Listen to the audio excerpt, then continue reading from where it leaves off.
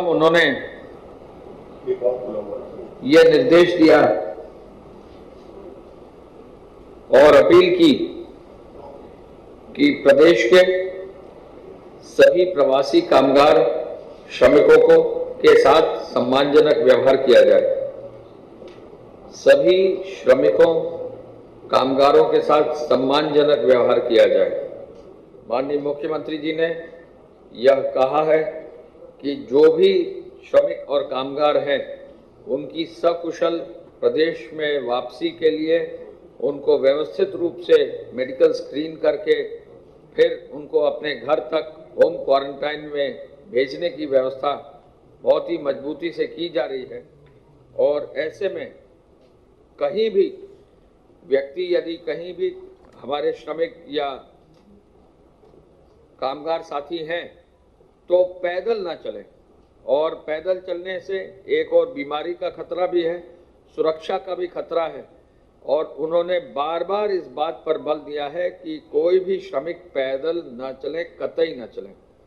माननीय मुख्यमंत्री जी ने कहा कि अब तक 22 मार्च तक लॉकडाउन से पहले 50 से 60 हज़ार लोग प्रदेश में वापस आ चुके थे।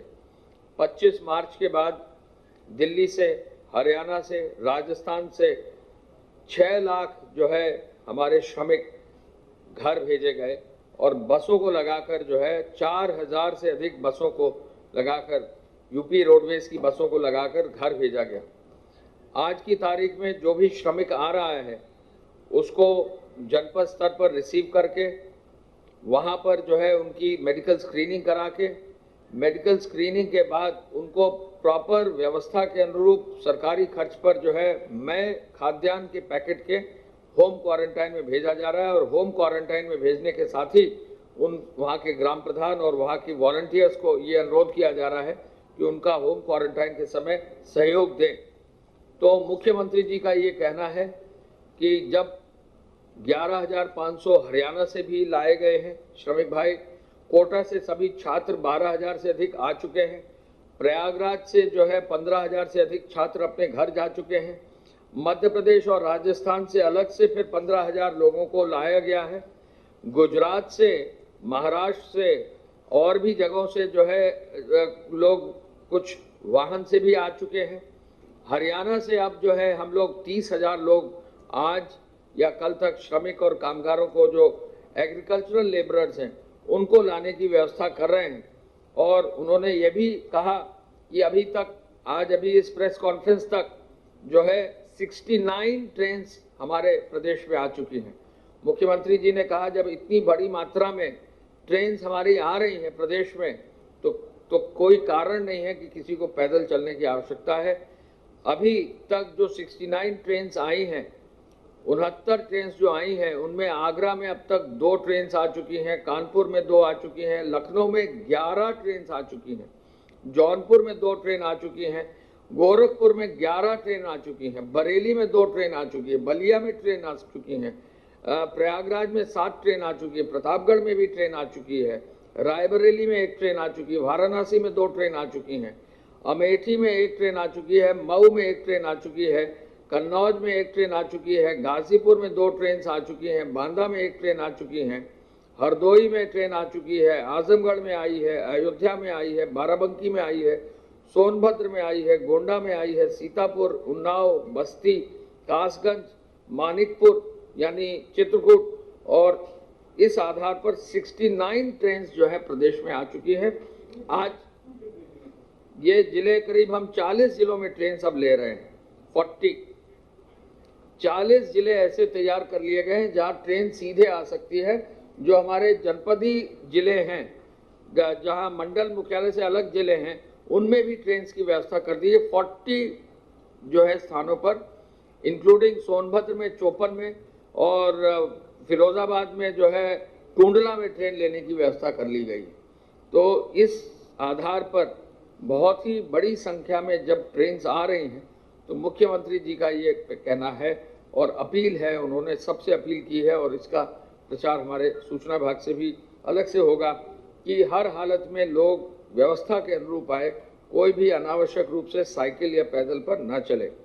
मुख्यमंत्री जी ने ये भी रिव्यू आज किया कि आज कुल मिलाकर 11 ट्रेन आ चुकी हैं और 16 ट्रेन और आने वाली, यानी एक दिन में 27 ट्रेनें आ रही, यानी 30,000 लोग एक ही दिन में जो है केवल ट्रेन से आ रहे हैं और ये संख्या भी बढ़ेगी।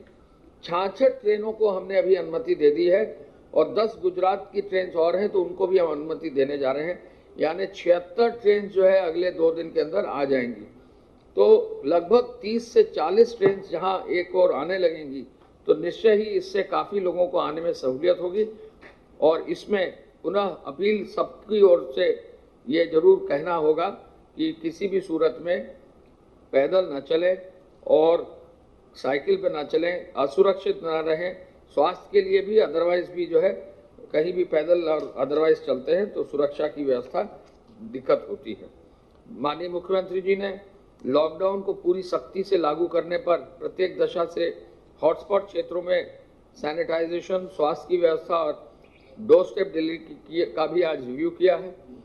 आज माननीय मुख्यमंत्री जी ने यह भी निर्देश दिया है कि गृह जनपद पहुंचने के बाद जो परिवहन निगम की बसें हैं वो पर्याप्त संख्या में हर जनपद में रखवा दी जाएं, जिससे किसी भी जनपद में परिवहन निगम की बसों की कहीं कोई कठिनाई ना हो। परिवहन निगम जो है 10,000 बसों के साथ जो है इस व्यवस्था को लागू कर रहा है, 10,000 बस। तो ये सबसे बड़ी व्यवस्था पूरे देश में होगी।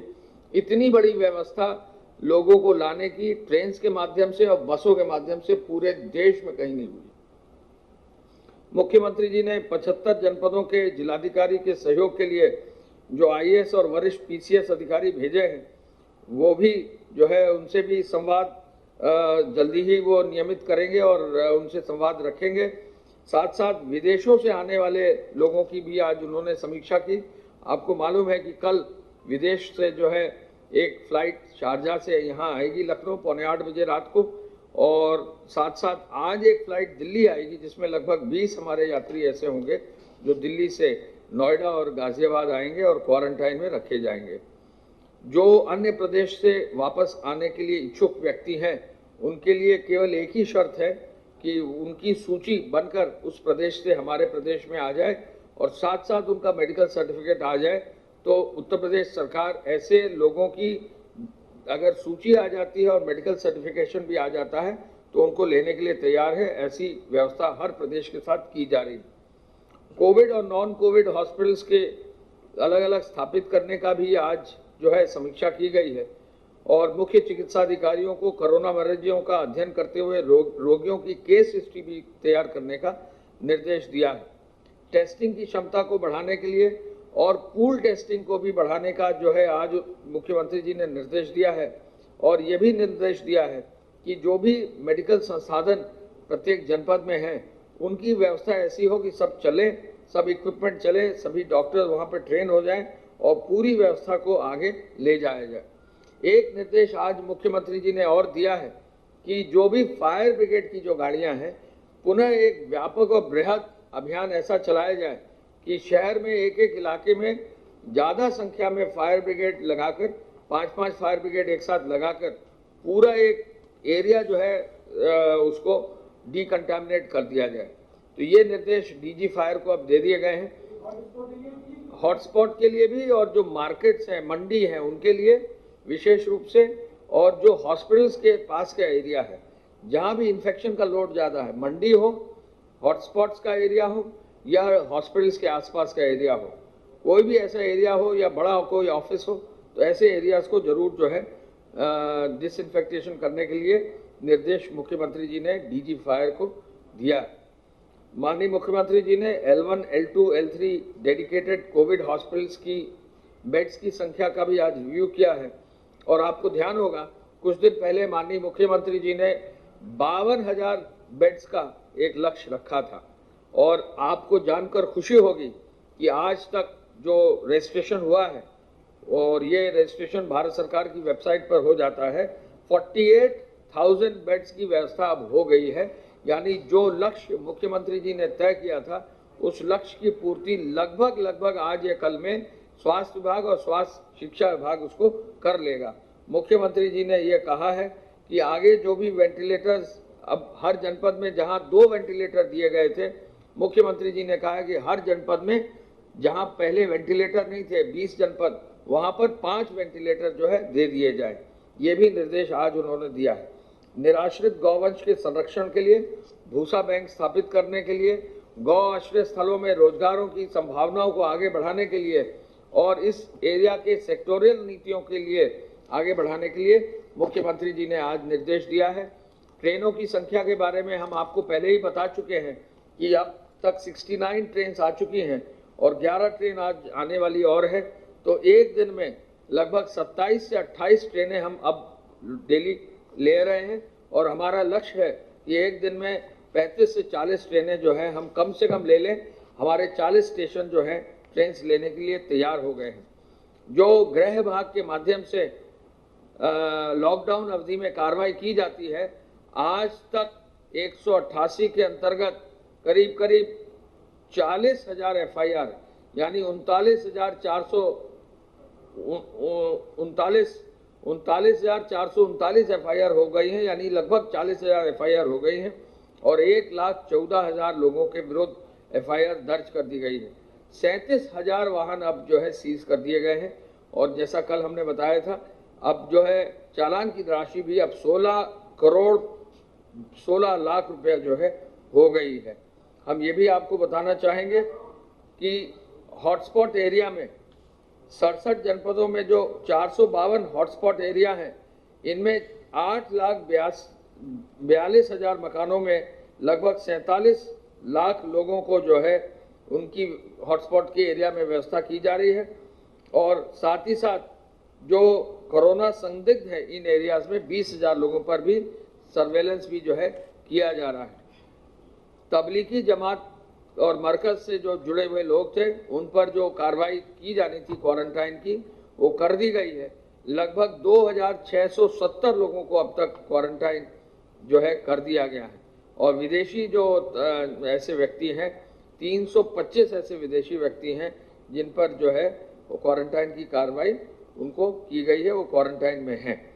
APC साहब की सूचना के अनुसार अब तक जो है 43,000 मोबाइल वैन्स जो है लगाई गई हैं डोर स्टेप डिलीवरी के लिए। दूध के लिए 21,000 जो है डोर स्टेप डिलीवरी वैन्स लगाई गई हैं। लगभग 34.5 लाख लीटर दूध कल वितरित हुआ है।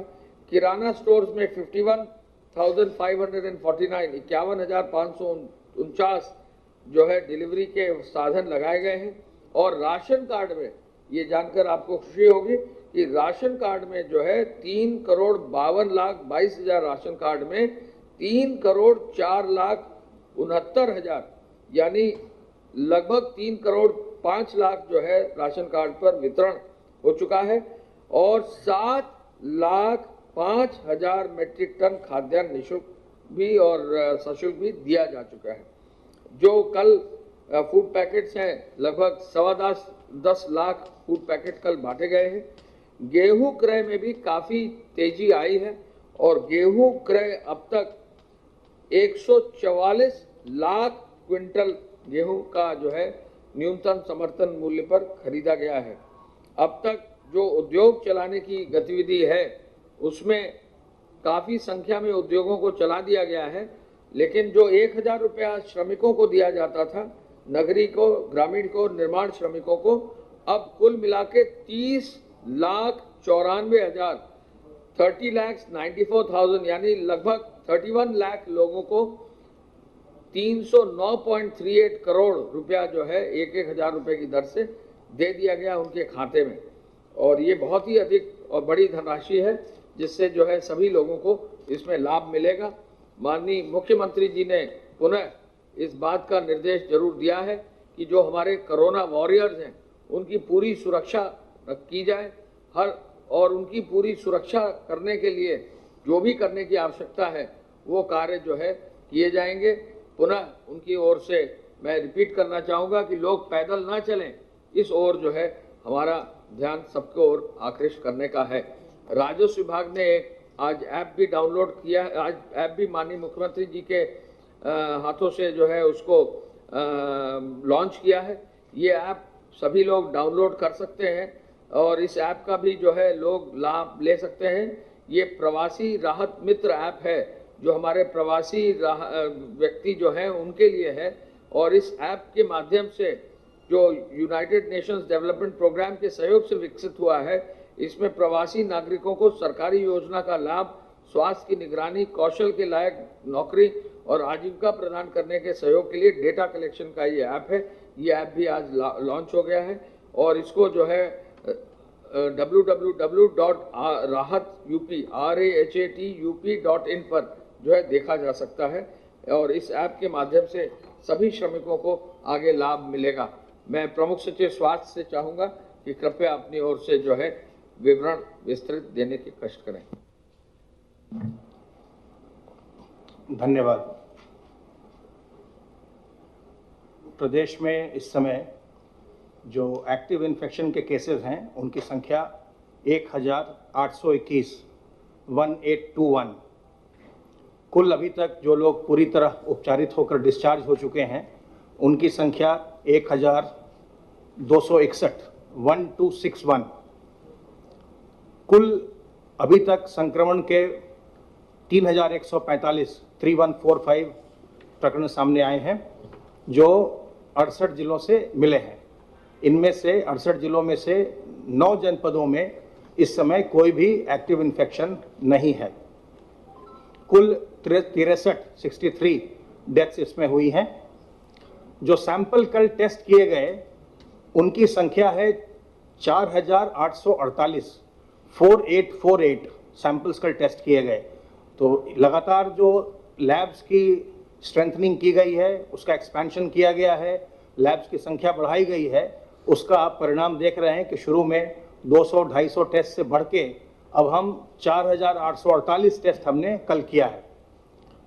कुल जो अभी तक सैंपल्स टेस्ट किए गए प्रदेश में पब्लिक सेक्टर और प्राइवेट सेक्टर मिला करके उनकी संख्या 1,16,030 कल भी पूल सैंपलिंग की गई, पूल के द्वारा टेस्ट किए गए सैंपल्स के 373 पूल लगाए गए, 373 पूल्स, जिनमें 1779 सैंपल्स की टेस्टिंग हुई। इन 373 में से 18 पूल पॉजिटिव निकले, 355 पूल नेगेटिव आए। एक चीज आपको आज मैं विशेष रूप से बताना चाहूंगा कि जो हमारे एक्टिव इन्फेक्शन के केसेस हैं उनमें एक अच्छा ट्रेंड हम देख रहे हैं, जिसमें संख्या में कुछ कमी आई है। पीछे लगातार एक्टिव इन्फेक्शन केसेस बढ़ रहे थे। 4 मई को एक्टिव इन्फेक्शन के केसेस 1939 थे, 5 मई को 1862 हुए, 6 मई को 1831, 7 मई को फिर से बढ़कर 1868 और आज 8 मई को 1821। तो 4 मई को जो 1939 एक्टिव इन्फेक्शन के केसेस थे आज वो गिर करके 1821 हो गया है। प्रदेश में हमारे जो डिस्चार्जेस है, रिकवरी है, वो काफ़ी ज़्यादा हुई है इस समय। जो रिकवरी का नेशनल परसेंटेज है इस समय वो 29.35% है। जो लोग भी इन्फेक्टेड हुए हैं उनके रिकवरी का नेशनल परसेंटेज 29.35 है, जबकि उत्तर प्रदेश का इस समय रिकवरी का परसेंटेज 40.09 चल रहा है, 40.09%।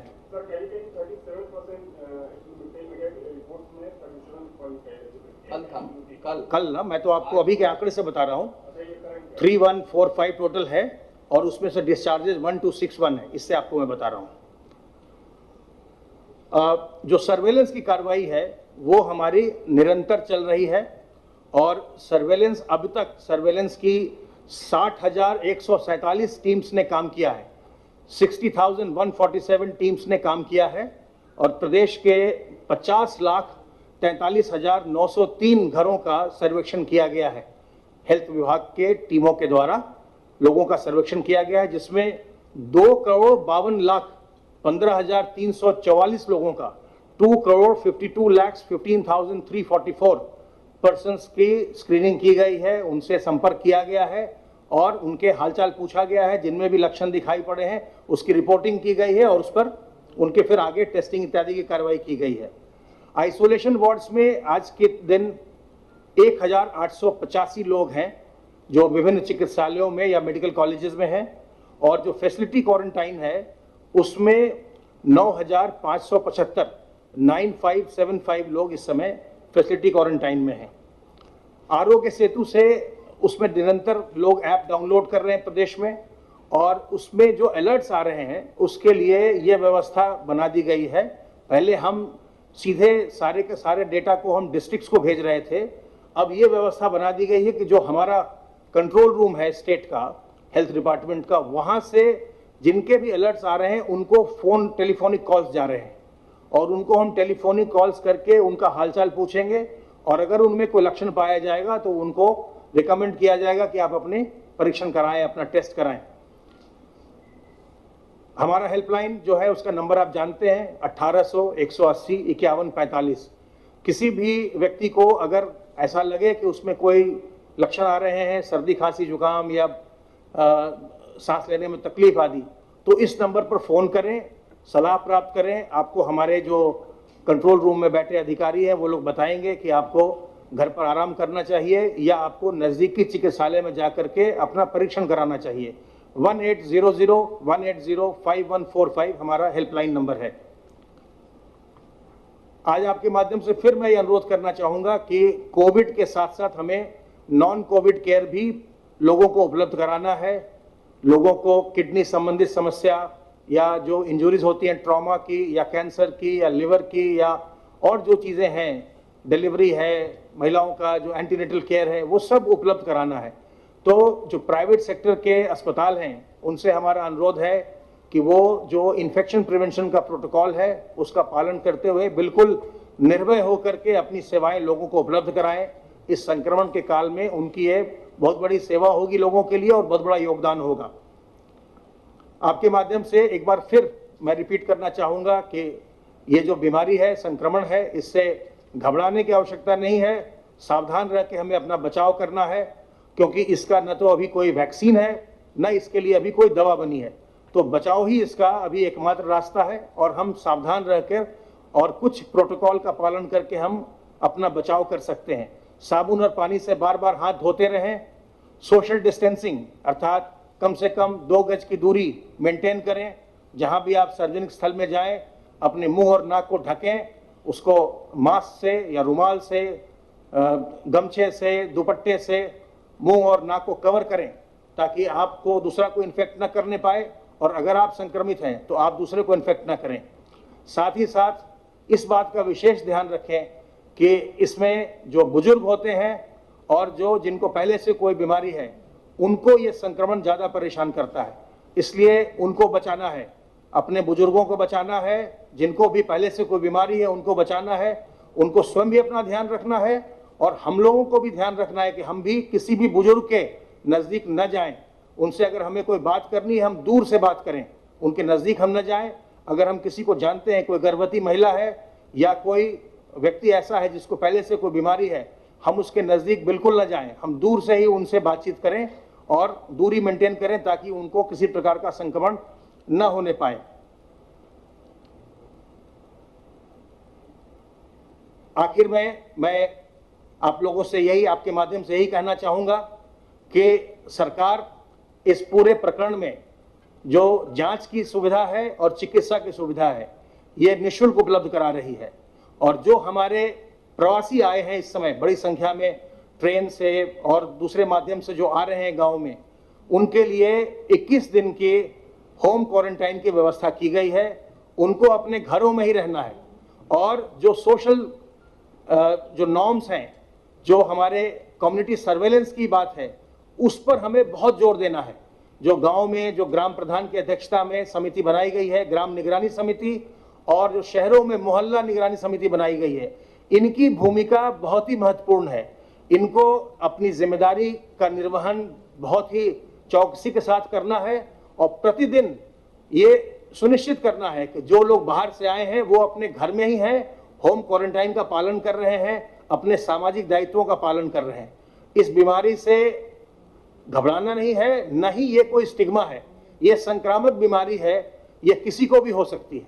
इसलिए अगर किसी को बीमारी है, न तो उसके साथ आप कोई हीन भाव रखें, न उसके साथ दुर्व्यवहार करें, और अगर किसी के पास कोई बीमारी है तो न वो घबराए और सामने आकर के अपनी जांच करवाए, अपनी चिकित्सा करवाए। धन्यवाद।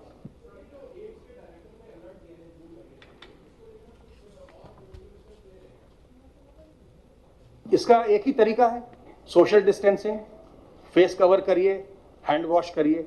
न कोई अभी वैक्सीन है, न कोई दवा है, तो बचाव ही सबसे बड़ा इसका साधन है।